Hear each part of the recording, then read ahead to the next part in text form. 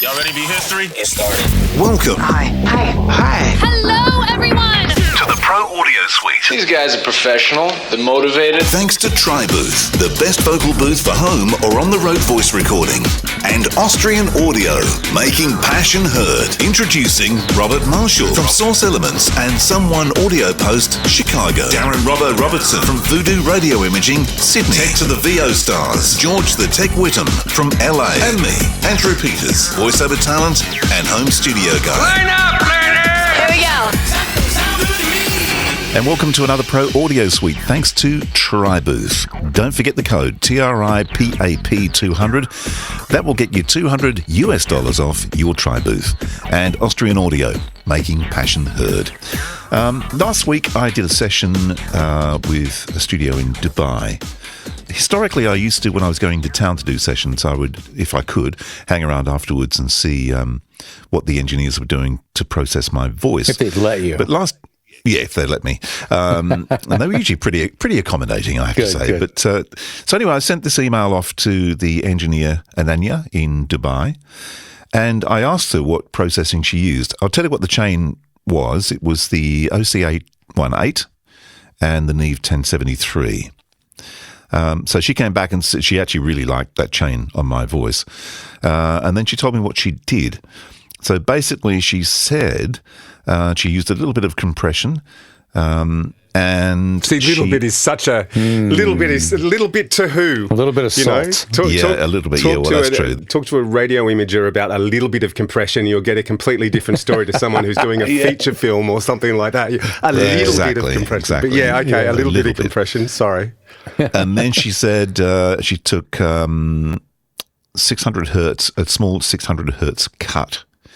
Now that's we talked about this yesterday, Robbo, and that's kind of like the nasally kind of area. It's that nasally honk sort of thing, yeah. So that's what she did. So I'm curious. And that's all she did EQ-wise. It was just a 600 cut, and that's it. It was for a documentary, so it's not a commercial. Yeah, okay. So she's not doing too much to it. So she probably... Okay. All right. No, not really. Well, there you go. Yeah, look, I mean, if it sounds good, it is good. So I'm sure she obviously was happy with that. So... and there's nothing. So the wrong idea was, with I sent you both. Sent you all a file and said let's just do a cold read, and it's for television. And the script is pretty awful. It's actually a newsletter from Centrance. I couldn't think of anything else I could read, but I wasn't going to get pinged for. Yes, indeed, I know. Right. So I went down that route. Yep. So I'm curious to see or hear what you guys have done. Well, let's first play that raw file. So this is that. We just got the Passport VO printed circuit boards in-house and cannot wait to share these images with you. The next step is to build the boards up, then test them to make sure everything works correctly, and then arrange mass production. I missed the memo on the for television. You know, the devil's in the details, right? Read the directions. Yeah. So mine's a little hot. I think mine's more like for... Oh, mine's hot too. Don't worry. I've mixed mine. I've mastered mine for broadcast. I don't know if you're going to level match these. Yeah, we've done all that. Yeah, so they're all level matched. We've matched them all to minus 24 LUFS. So, cool. So George, you did two. Let's start with one. There's two variations. I don't know which one we're going to hear first. Well, I've got one here. I've got them all here. I've got them in the Roadcaster. So you pick and talk about whichever one you want to talk about. So the first one, it just says, I think it says G1 in the file name. That one is just using the audio units from Apple. And why those? Because I've been setting up processing stacks, we call it on Twisted Wave, for a really long time. And I've been always using those plugins because that was what it came with from the early days. And so I just cut my teeth on using them. Not that I hadn't used other plugins in the past, but this is what was available. And I thought, well, if I use what's available, that means the client or the talent can also use it. They won't have to go buy plugins. They won't have to get licenses. They don't have to jump through all those hoops. They can just start Twisted Wave, open my stack, and get that same processing. So the first sample is using only audio units plugins. And I just from memory, because I've done this so many times, it's going to start with a high-pass filter X processor, which really is a combination of an expander and a compressor. And then it's going to go to a parametric equalizer of some sort, a filter, as they call it filter. And then it's going to go to a limiter And then it just has a -3 output calibration at the end to make sure the limiter never goes all the way to 0. Okay. And that's it. All right. So that's what's on the first sample. All right. Here we go. This is it. We just got the Passport VO printed circuit boards in-house and cannot wait to share these images with you. The next step is to build the boards up, then test them to make sure everything works correctly, and then arrange mass production. So, George, thoughts? I don't really have any thoughts. That was the best I could do in the time I had available. So I just wondering if you thought the balance of tone, treble to bass and dynamics. I know that it was compressed pretty hard. Mm-hmm. It was definitely not the mix you would use for a commercial and television, but more like a web thing, I guess. Yeah, I've processed mine. I've mastered mine I was thinking of radio personally. So, again, it's going to be different, but still, it's a very natural sound, absolutely. And it's got everything there that it needs. So, that was the whole point of that, was because I use those plugins because that's what the typical twisted wave person's going to have. Yeah. They're just going to have whatever came on their Mac. Well, that makes complete sense, though. I mean, why would you build a stack for someone that, if they change their operating system or something and it doesn't work? I saw, was it Audacity have changed their compressor or something? So there's all the old ones don't work anymore? Yeah, my buddy Jim Edgar, who's a great technologist, and he's like, hey, by the way, 3.6 Audacity, if you're using certain plugins, they just arbitrarily change the design. Yeah. That's a good marketing move, George. Yeah, I know. I wrote How much them an did you have to pay them for that, mate? We had a little behind-the-scenes exchange of money, and off we go. Nice. Not at all. But that's that happens in Audacity land because it's made by a bunch of volunteers, and they'll just arbitrarily make one guy will make a unilateral decision saying we should replace this old crappy compressor that hasn't changed in 10 years and make it a better one. And not to say that the new one's not better, but they shouldn't remove the old one. Well, you would think you would just make it a new compressor or something, right? Yeah, version 2 or whatever. Or call it something else, exactly. So then I did a second one, and that was using a preset built with Studio Rack, Wave Studio Rack. However, none of the plugins in the rack are Waves. So it's got TDR Nova, which is my favorite multi-band, what would you call that one? A dynamic EQ, I guess you would call that one. Mm-hmm. Yeah, and then I used Whittam denoiser is the name of the noise reduction. It's like a multi-band expander. And like one of our first shows was about that one, I think. Yeah, I think so. I still like it. And then I used, I think, Loud Max as a limiter or something like that. So I used a combination of those, and that's what the second one is. How about calling it a multi-band compu? Multi-band compu? I don't know. Compressor equalizer. I see. Compulizer. Yeah, you're doing the whole. Compulizer. You're trying to be clever. Okay. Compulizer. I like that. Compulizer. Yeah, so I don't know if you have that queued up. All right, well, here's George's compulized. We just got the Passport VO printed circuit boards in-house and cannot wait to share these images with you. The next step is to build the boards up, then test them to make sure everything works correctly, and then arrange mass production. That sounds a lot more compressed, doesn't it? Yeah. That's brighter. I was going to say, that reminds me of playing it through the SSL and sticking the 4K button in compared to the one we just played. Yeah. That's what that makes me think of. Well, I'm actually got the 4K button pressed in. Well, there I you go. realised. The 4K button adds 4K. Uh-huh. Yes, indeed. Well, I actually have a 4K button now too because I have the SSL bundle, and their latest bus compressor they've stuck the 4K button in there. So in the bus compressor, really? Yeah. Wow. So there you go. Kellogg should do a special with SSL special K 4K. This will compress your stomach. I like both those, George. I can, I think you've done a good sterling job with both of those. Do we have something else to listen to? We got mine and Robert's. So Go with Robert. Okay, let's go with Robert. Here we go. This is like blind Cold listening listen. for all of us. Yeah. So here we go. Did I spend 5 minutes or 10 minutes on that? About 3, Yeah. I think. About 7.5. 3 minutes? Shh, don't tell people how little time you spend on doing this. That took you a solid half hour. To be fair, Robert, what I should have done is taken AP's file and, put it through a filter and put some background noise in there and sent you that one to do because that's what you'd do to me every week. This. But I didn't because I'm a nice guy. All right, here we go. Here's Robert's feeble attempt. Yes. We just got the Passport VO printed circuit boards in-house and cannot wait to share these images with you. The next step is to build the boards up, then test them to make sure everything works correctly, and then arrange mass production. That's interesting. I think I'm going to have a guess at this one. You've done nothing to the low end by the sounds, and maybe just given a bit of a bump into the top end. Definitely gave a bump to the top end. It's so hard to judge the way we're monitoring it right now to really get a good idea. But I mean, it sounded similar to mine. I think so. Yeah, I kind of I think there was a little more top end. The S's were a little more pronounced than either of George's, but I struggled with S's too, as you'll hear. So that was kind of interesting for me. I think mine has a more deep low end, but not the. Mm-hmm. Did you put a low pass on that? I did. Here, I'll show you everything. Here you go. Okay, so over here, I mixed it to -24. First thing in the chain is I just pumped it up and then compressed it by like 3 decibels using the CLA2. Then I used the Avid Pro Tools stock EQ, and I carved out what looks like, what the hell number is that there? But it's probably like, it looks like a low mid. Yeah, like 200. I carved out a bunch of the low mids, and that kind of lets you get the energy up there again. And then I bumped the really lows, and then I just put this like kind of, I can't hear these frequencies, so I cranked them. No. Yeah. Right. That's because you're old. That's why you can't hear those frequencies. Is that what that is? It's because you're old. Yeah, it must be. No, so I bumped at 5K with a bell, and then tried to continue it with a shelf, and just sort of, and that's only like I bumped it by how much did I bump it by?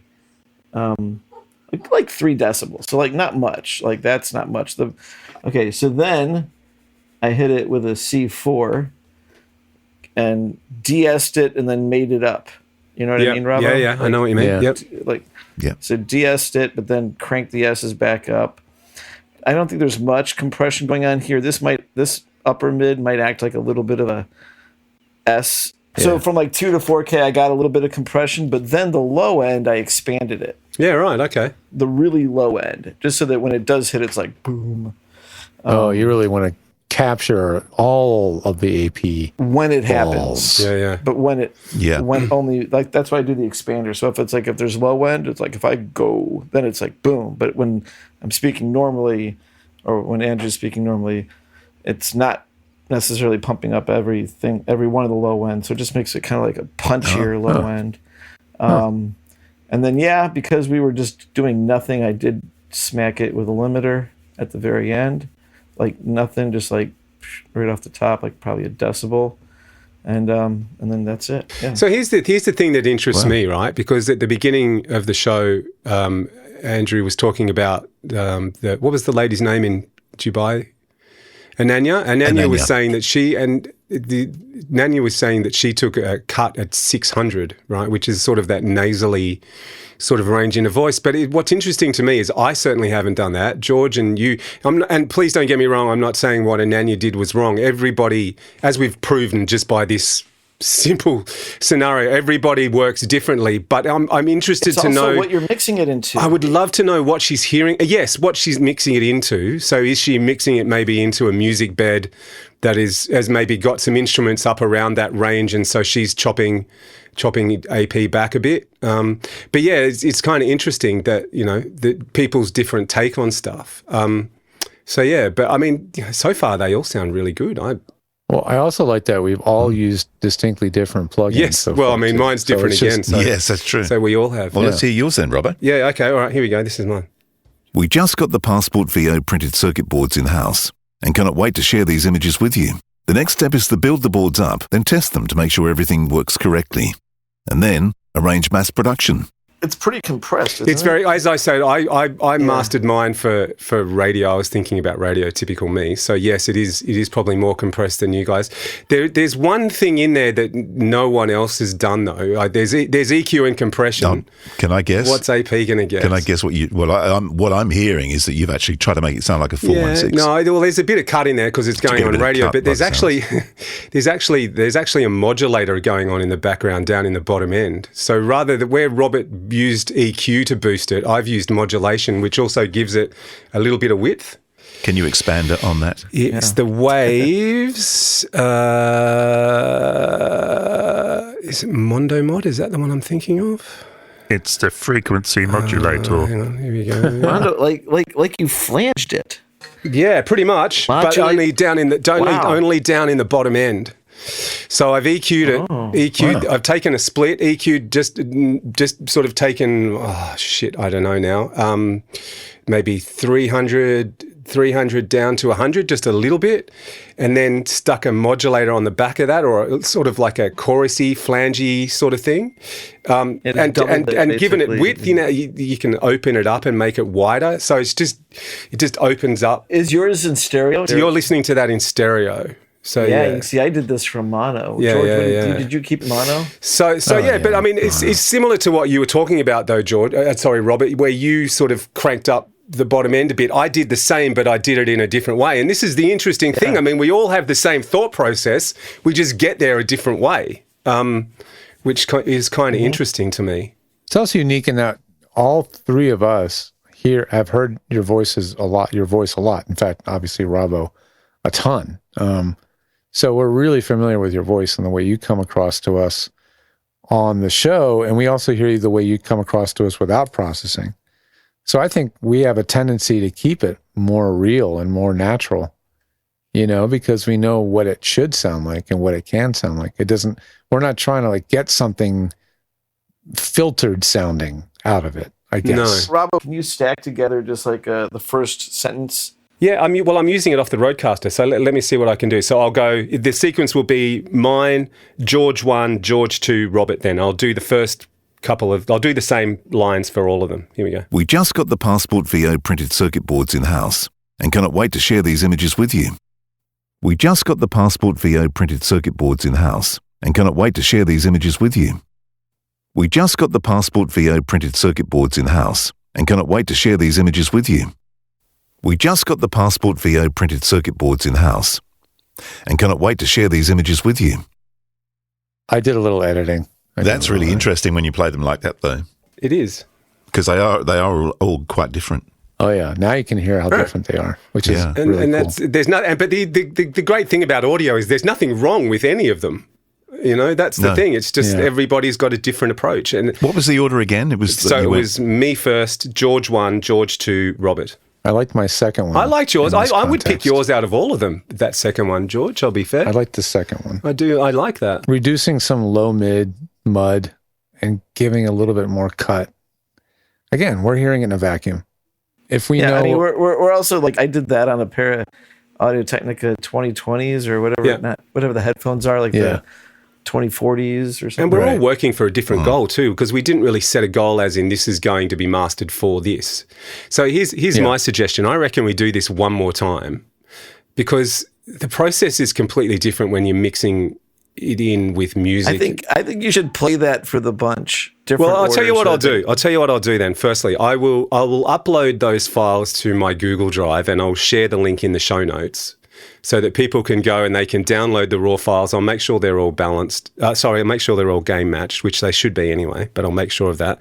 The listeners can go and listen to them all, and then what we'll do is we'll put a poll up on the Facebook page where they can go and vote for which one they like. But here's my suggestion, right? If we really want to get down to tin tacks with this, which I think would be a more interesting experiment, is when you start putting music and stuff in around a voice track like this, you need to work a little bit differently, because you need to match your voiceover to the music a little more. You don't want a really bright voiceover with a music bed that might be a little more dull or whatever. So you tend to work a bit differently. Well, I do anyway. You need to fit it in the pocket. It needs to sit. Yeah, it needs to sit inside that music bed. You can't move the pockets completely. So what I reckon would be an interesting thing is let's get some sound off tape. And with a little bit of noise, and let's get some music, and let's get we'll write AP a little script, and then we'll have a mix off that way, and it'll be interesting to see not just the process of the EQ, but also mixing processes in general. Who decided that the music should be up more or down more? Who did this? Who did that? I reckon that would be an interesting one to do. So maybe we should do that as well. I think it should be a George the Tech spot. There you go. Okay, we'll write you. Let's write George the Tech a spot. Yeah, and if it's good enough, you can run it. There you go. And the other thing is, what we could do once we've done that is actually throw all the elements up on a link to have a all the mix elements. And so anyone who wants to listen in and get involved, they can actually do a mix and send it to us. That'd be fun. I'd be curious to see what people come back with. And what we'll do is we'll have an audio engineer division and we'll have a voiceover division. So if voiceover artists decide they want to have a crack, they can have their own. So we're not judging, audio engineer specialists against voiceover artists. So everybody can have a crack and be fair then. Yeah. How's that? That'd be interesting. Now, that's for another day. Are we voting or who's voting on that? Well, we'll vote on that, I guess. But yeah, but I guess. God, I am going to be sick of Andrew's voice. I'll get Meg to do it. She's already sick of my voice. All right. Well, is that a plan? I thought she tells you to shut up. So what are we taking away from that episode, people? Are we taking away the fact that, as long as it sounds good, it is good? Because all four of those sound good to me. I've always known that. But they're all completely different. So I think we've proved that, right? Yep. Yeah. Is that our out? Yeah. Yep. Yeah. It's just an emphatic endorsement of what you just said, Robbo. That's great. Yeah. Yep. Silence. Well, that was fun. Is it over? The Pro Audio Suite, with thanks to Tribooth and Austrian Audio, recorded using Source Connect, edited by Andrew Peters and mixed by Voodoo Radio Imaging, with tech support from George the Tech Whittam. Don't forget to subscribe to the show and join in the conversation on our Facebook group. To leave a comment, suggest a topic, or just say g'day, drop us a note at our website, theproaudiosuite.com.